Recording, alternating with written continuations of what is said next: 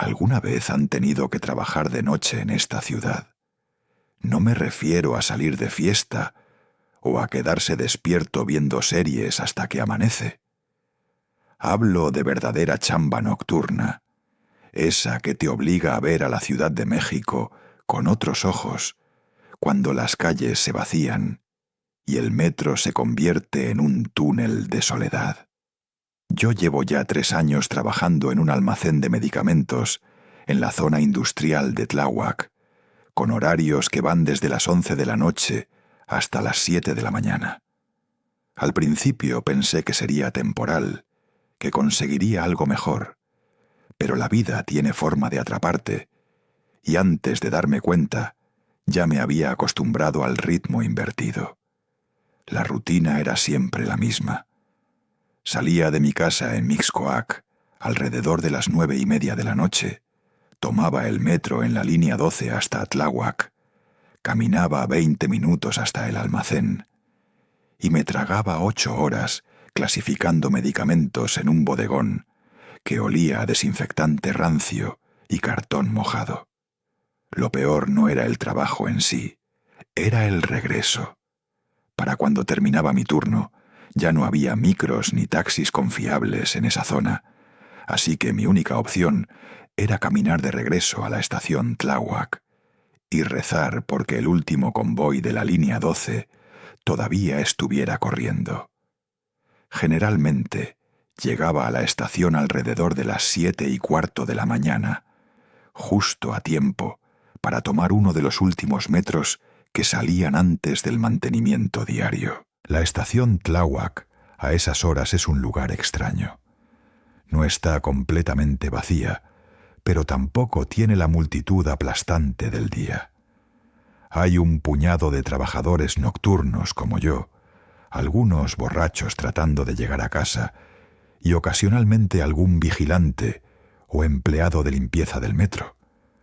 Las luces fluorescentes zumban con ese sonido agudo que te taladra los oídos cuando hay silencio, y el eco de cualquier paso resuena por los pasillos de azulejo como si estuvieras en una catedral abandonada.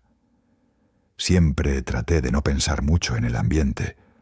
Simplemente bajaba las escaleras mecánicas que casi nunca funcionaban. Pasaba mi tarjeta en los torniquetes y esperaba en el andén mirando mi celular para distraerme. Esa madrugada del 27 de noviembre empezó como cualquier otra. Había sido un turno especialmente pesado porque uno de mis compañeros no llegó y tuve que cubrir su área además de la mía. Para cuando salí del almacén, sentía los pies hinchados y la espalda como si me hubieran dado una golpiza. Caminé más rápido de lo normal porque quería llegar a casa, darme un baño caliente y tirarme en la cama, aunque solo fueran un par de horas. La estación estaba aún más vacía que de costumbre.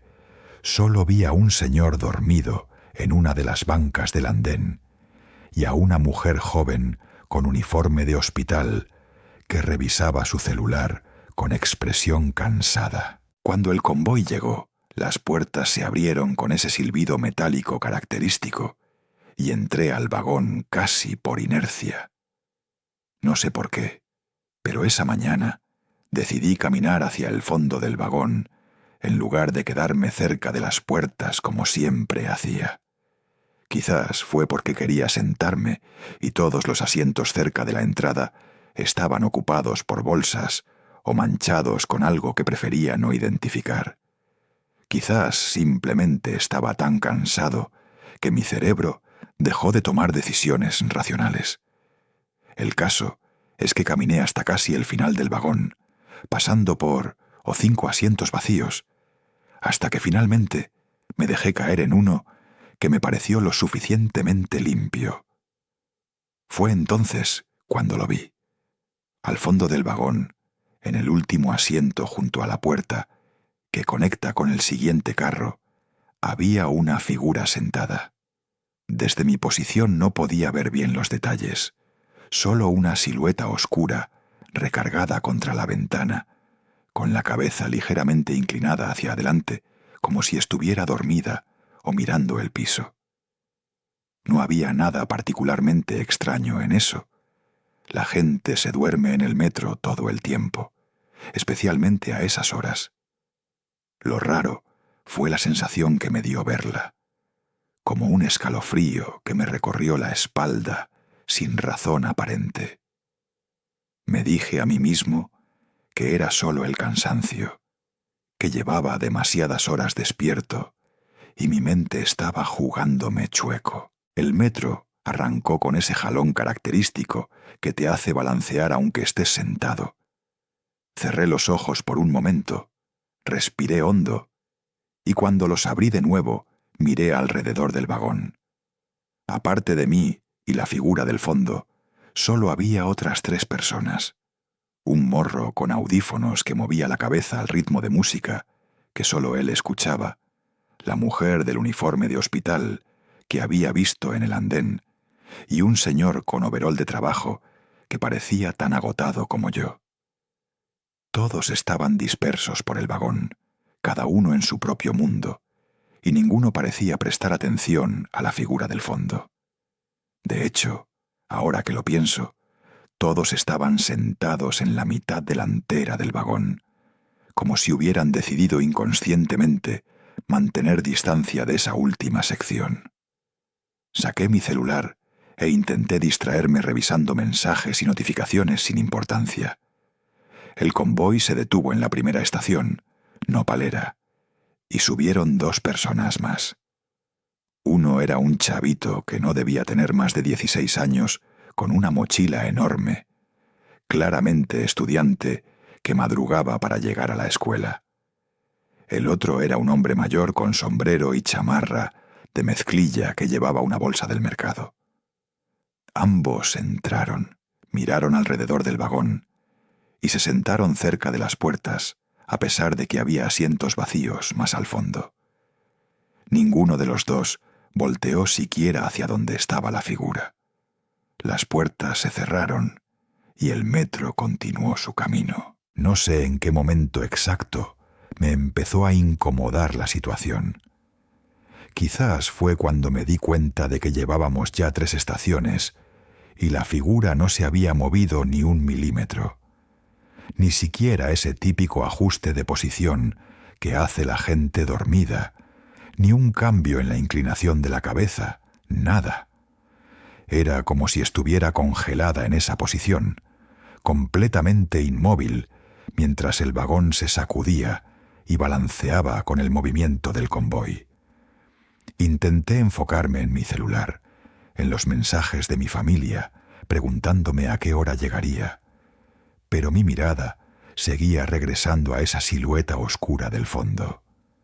Había algo en su quietud absoluta que me sacaba de onda, algo que mi cerebro cansado no lograba procesar, pero que me ponía cada vez más nervioso. La siguiente estación fue Olivos, y fue ahí donde todo empezó a sentirse realmente mal. Cuando el convoy se detuvo y las puertas se abrieron, entró un grupo de personas, 3 hombres y una mujer, todos con pinta de venir de alguna fiesta o bar. Venían riéndose y hablando fuerte, de esos que normalmente te sacan de quicio cuando solo quieres llegar a casa en paz. Pero lo que me llamó la atención no fue su escándalo, sino lo que pasó cuando entraron al vagón.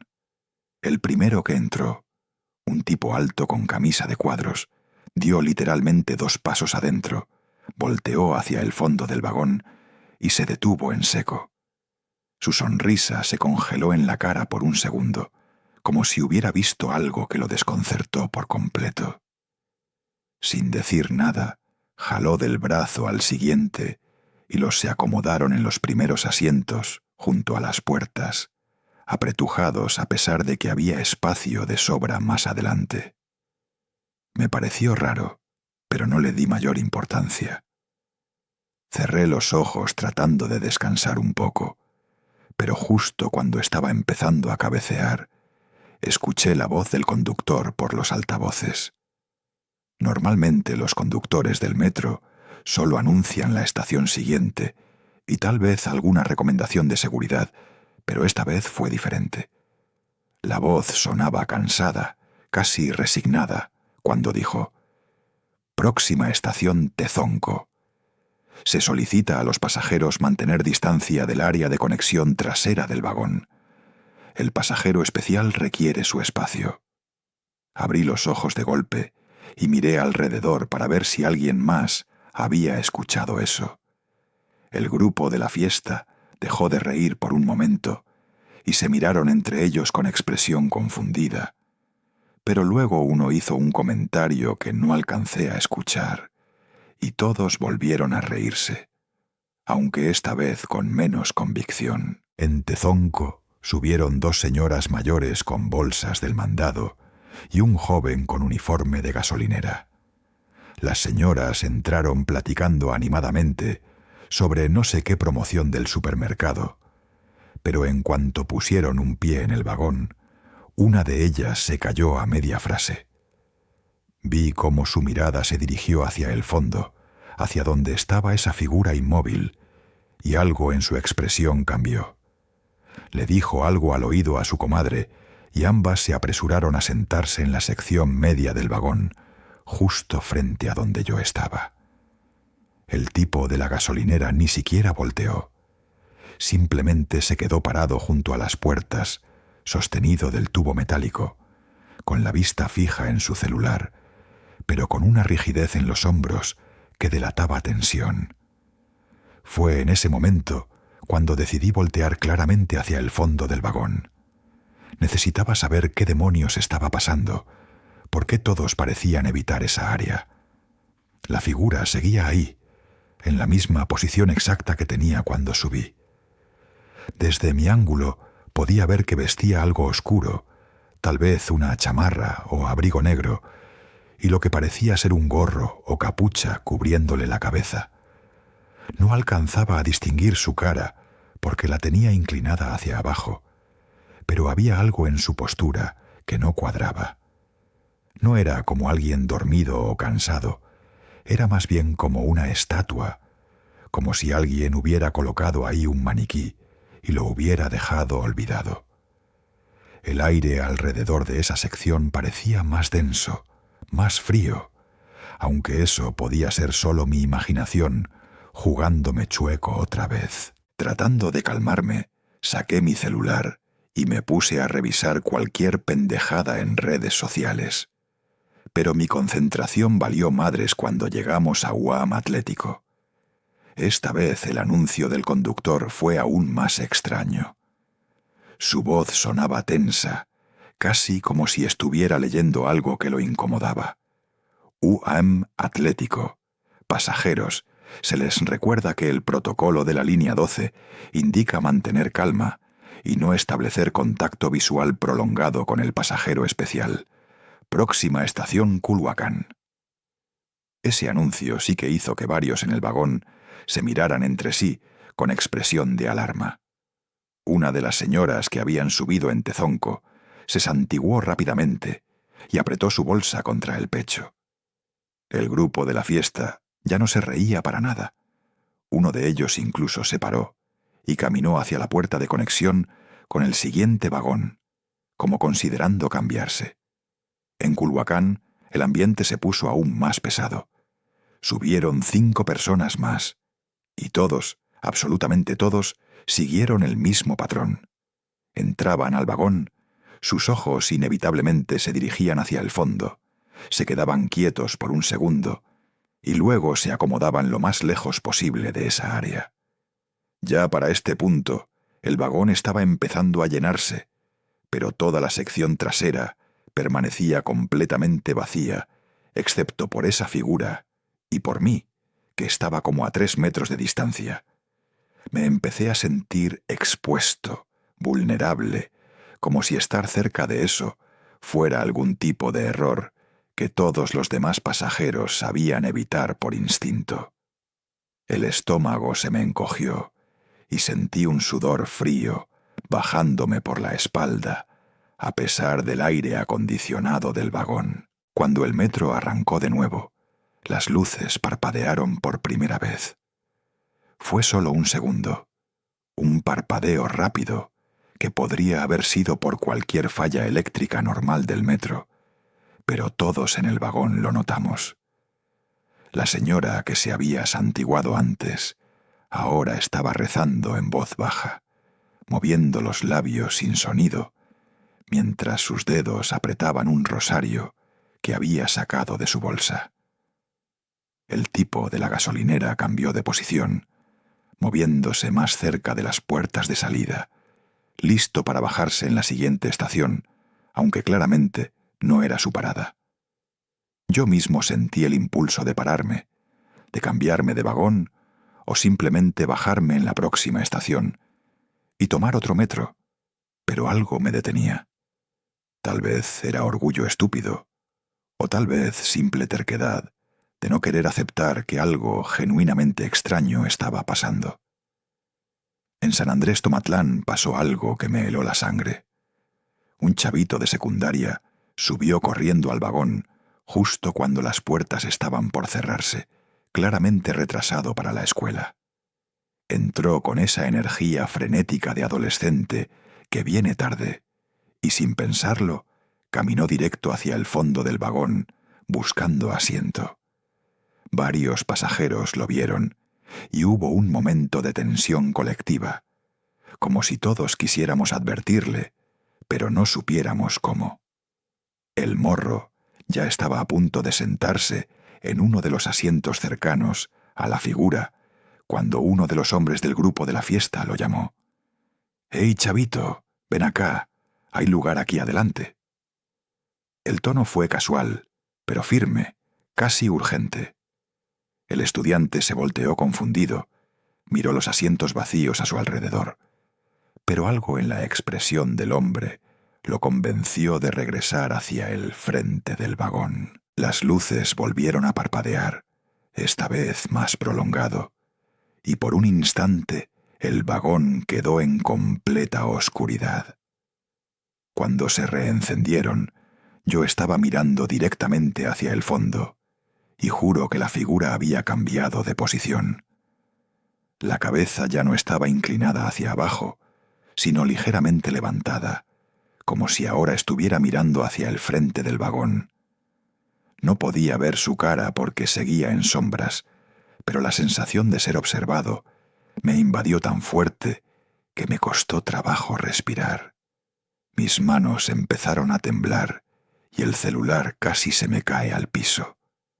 Alrededor mío, otros pasajeros también lo habían notado, porque varios se habían puesto tensos, algunos literalmente pegados contra las puertas del vagón, esperando la siguiente estación para salir de ahí cuanto antes. Pasamos la estación Mexicaltzingo y el vagón ya estaba medio vacío.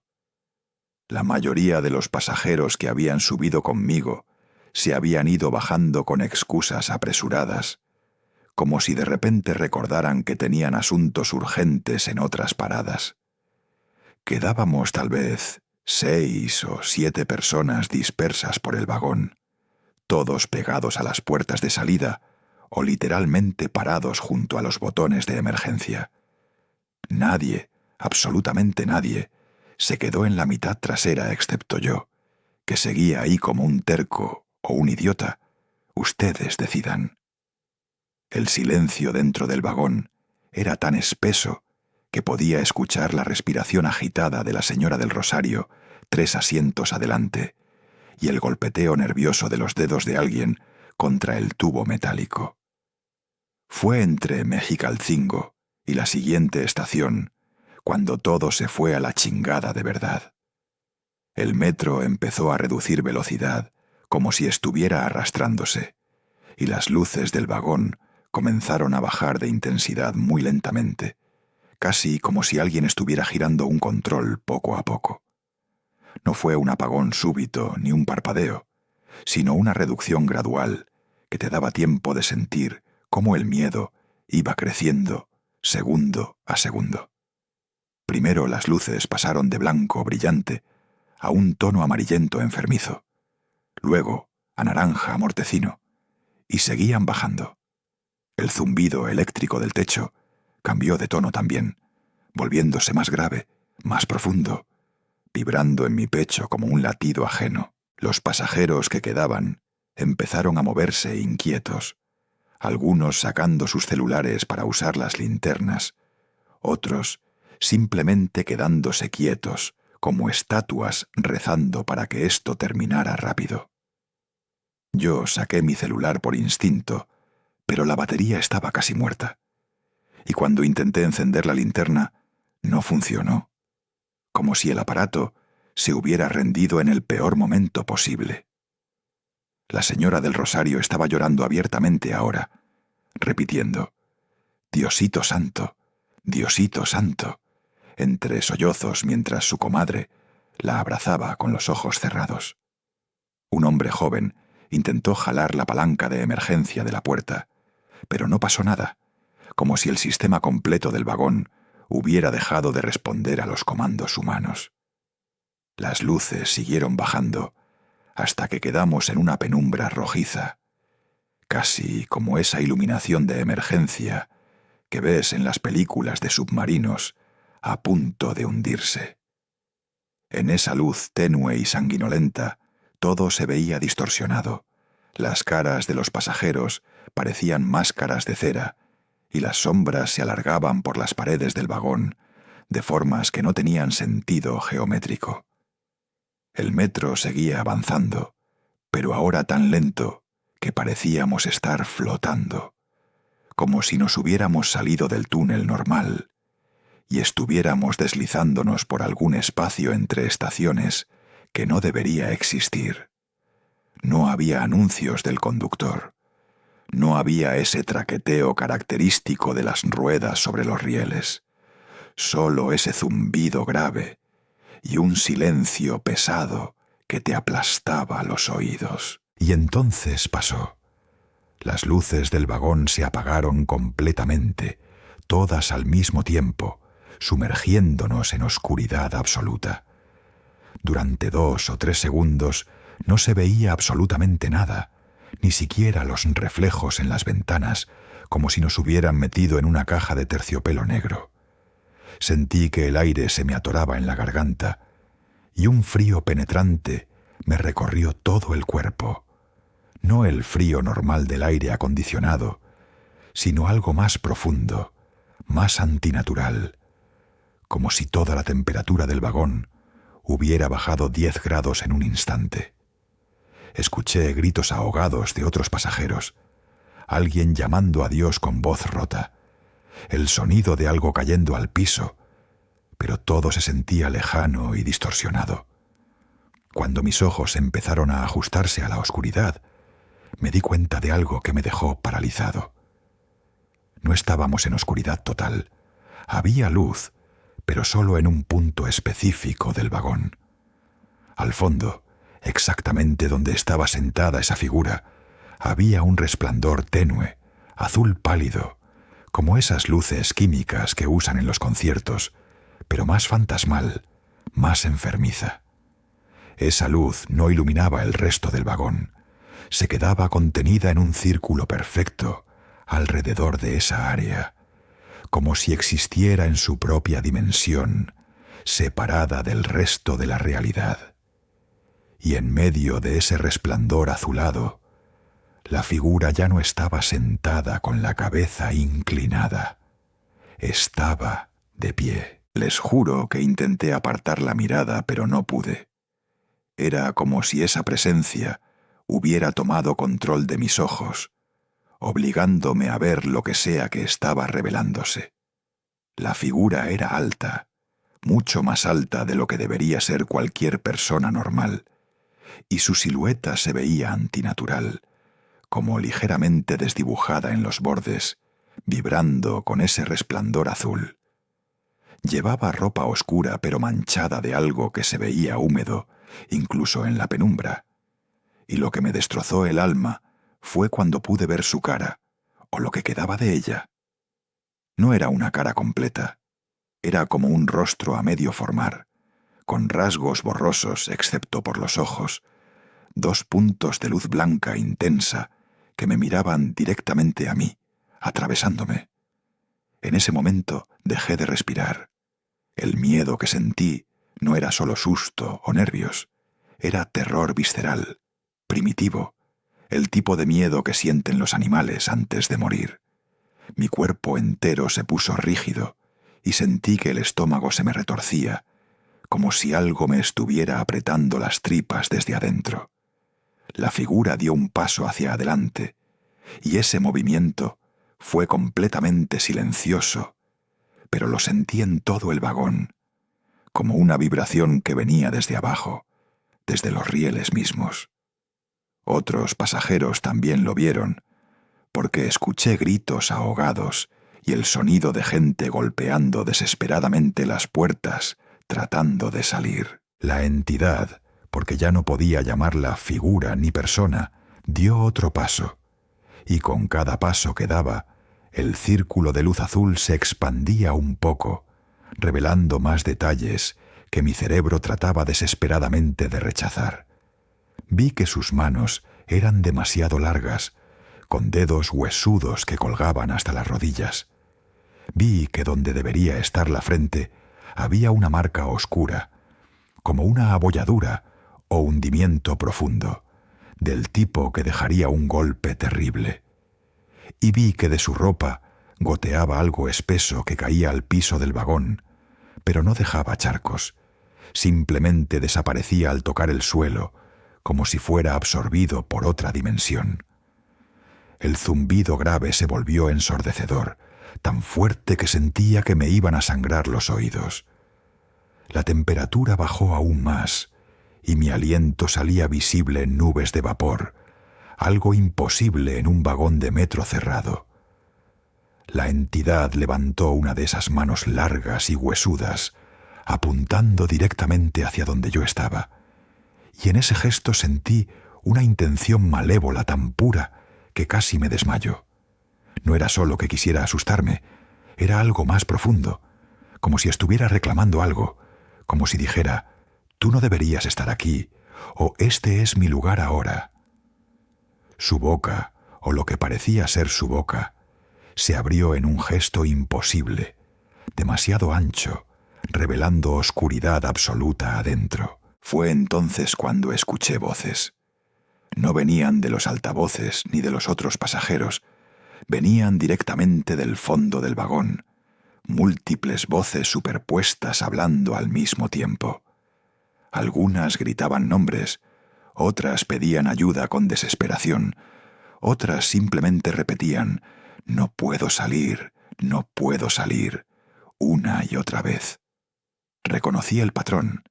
Eran las voces de gente atrapada, de personas que no pudieron escapar del metal retorcido esa noche del accidente. Y todas esas voces parecían emanar de la entidad frente a mí, como si fuera un receptáculo de todos los que murieron sin terminar su trayecto. Mi cuerpo finalmente reaccionó. Me paré de golpe, tan rápido que casi me caigo, y retrocedí tropezando hasta chocar contra la puerta del vagón. La entidad dio otro paso hacia adelante, ahora completamente visible bajo esa luz azul antinatural, y pude ver que no caminaba realmente. Sus pies no tocaban el suelo, simplemente se deslizaba flotando a unos centímetros de altura. Los otros pasajeros estaban histéricos, golpeando ventanas, gritando por ayuda. Uno incluso rompió el cristal de emergencia con el codo y trató de alcanzar algo afuera, pero no había nada, solo oscuridad del túnel. El vagón dio un jalón violento y de repente empezó a acelerar. La entidad se quedó quieta por un momento, como si estuviera evaluando algo, y luego, en un movimiento que desafió toda lógica, se giró 180 grados sin mover los pies, dándome la espalda. Vi entonces algo que me hizo vomitar el alma. Su espalda estaba completamente abierta, como si algo la hubiera atravesado de adelante hacia atrás, dejando un hueco irregular por donde se veía esa misma luz azul, saliendo como si tuviera un motor adentro. Era la herida de alguien que murió aplastado, comprimido entre metal hasta que su cuerpo cedió. Las luces del vagón volvieron de golpe, todas al mismo tiempo, cegándome temporalmente. Cuando mis ojos se ajustaron, la entidad había desaparecido. El área del fondo estaba completamente vacía, como si nunca hubiera habido nada ahí. Pero el aire seguía helado, y ese olor a metal oxidado y algo podrido permanecía flotando, mezclándose con el olor a sudor frío de todos nosotros. El metro salió del túnel y entramos a una estación, cualquier estación, no me importaba cuál. Solo sabía que tenía que bajarme, que no podía quedarme un segundo más en ese vagón, aunque significara caminar kilómetros hasta mi casa. Las puertas del vagón se abrieron en una estación que ni siquiera registré en ese momento. Podría haber sido Coyoacán, podría haber sido Zapata, podría haber sido el mismísimo infierno, con un letrero del metro pegado en la entrada, y me hubiera dado igual. Lo único que mi cerebro procesaba era la orden de salir, escapar, poner distancia entre yo y ese vagón maldito antes de que las puertas se cerraran y me quedara atrapado para el siguiente tramo.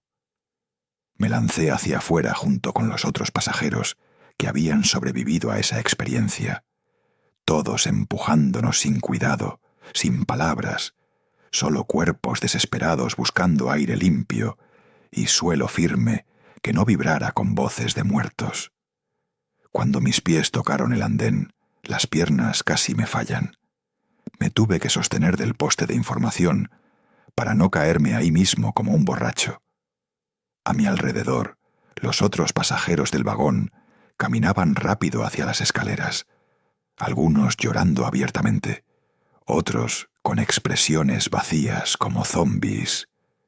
La señora del Rosario pasó junto a mí murmurando oraciones atropelladas, con la cara empapada en lágrimas y mocos, todavía apretando las cuentas como si su vida dependiera de ello.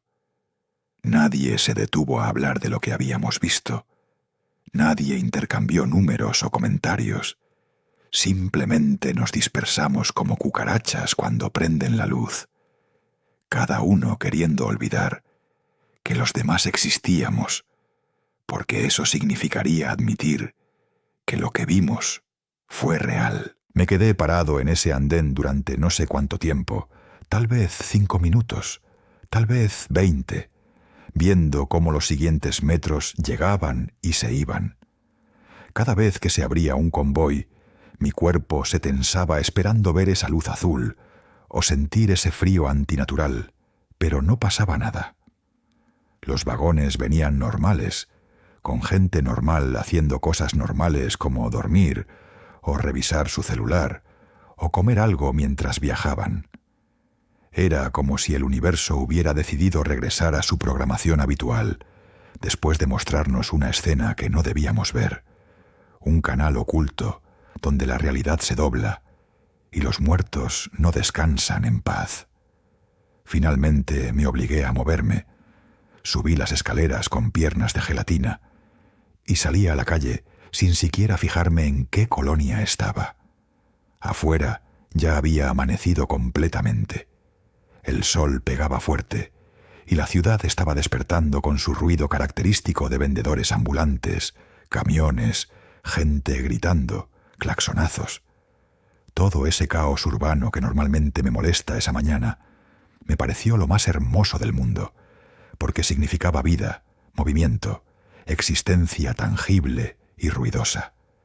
Me senté en la banqueta de una tienda cerrada y me puse a temblar sin control, con el celular en la mano tratando de decidir si llamar a alguien o simplemente quedarme ahí hasta que mi cuerpo dejara de sacudirse.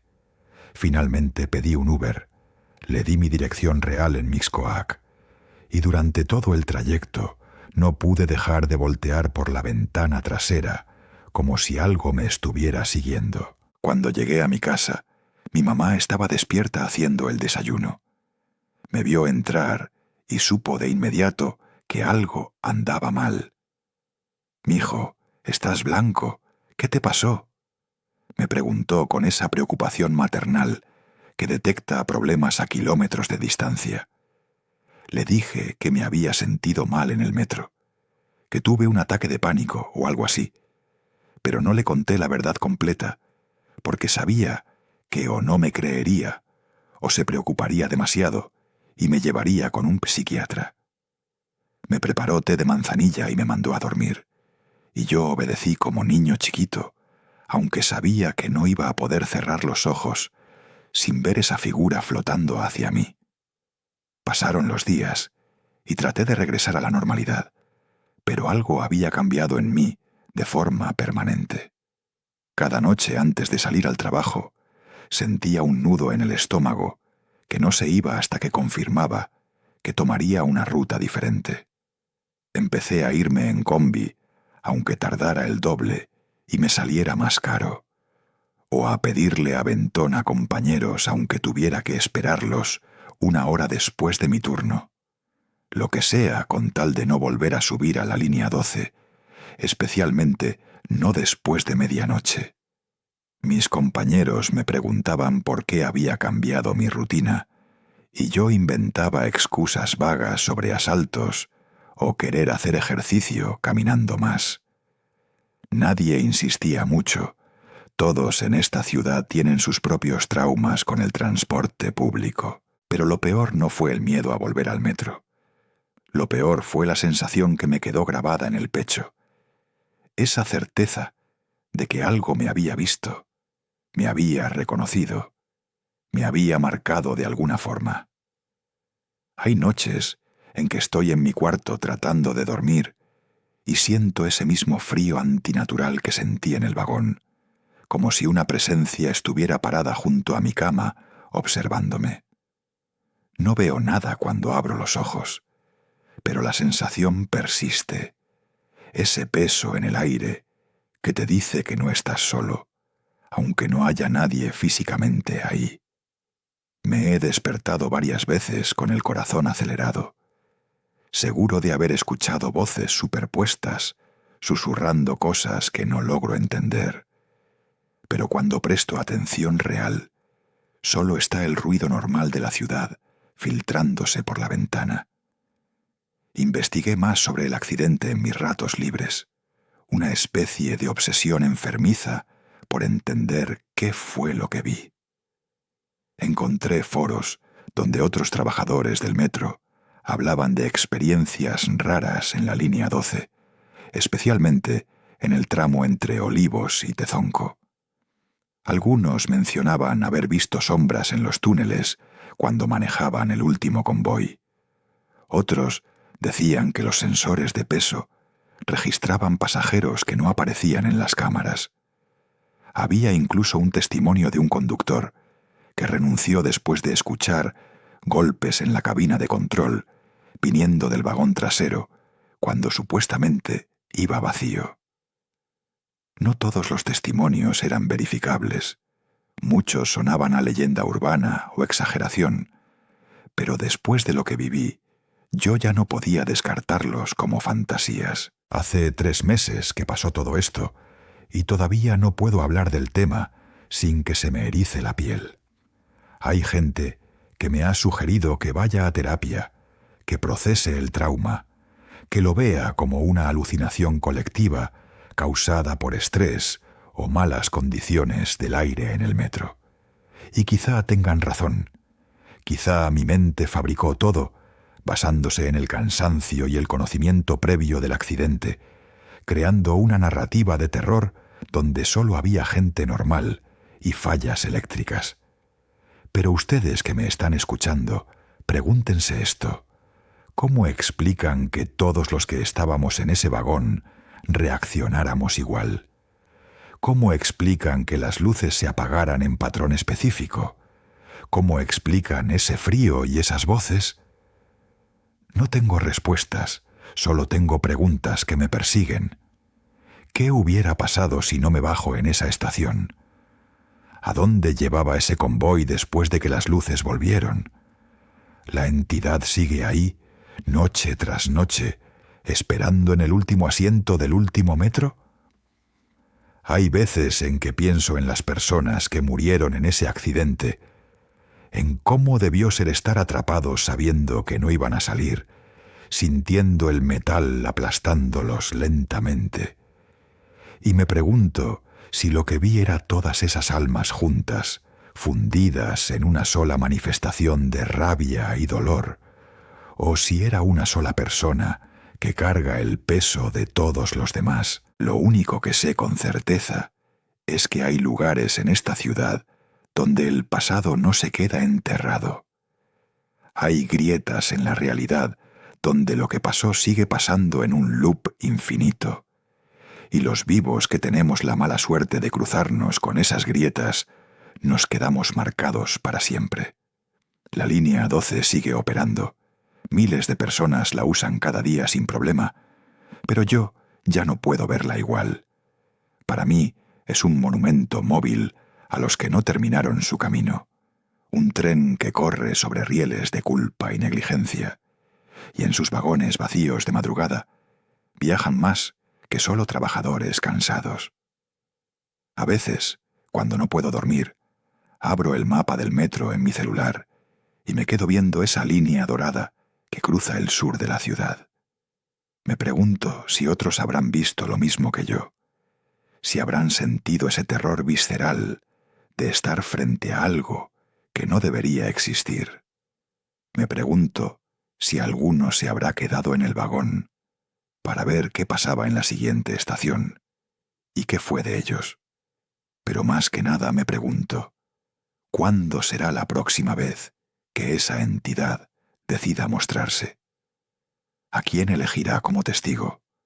Porque tengo la horrible certeza de que no fui el primero, ni seré el último, en ver al pasajero especial de la línea 12. Si ustedes alguna vez se encuentran en el último metro de la noche en esa línea y ven una figura solitaria sentada al fondo del vagón que nunca se mueve ni se baja en ninguna estación, háganme un favor.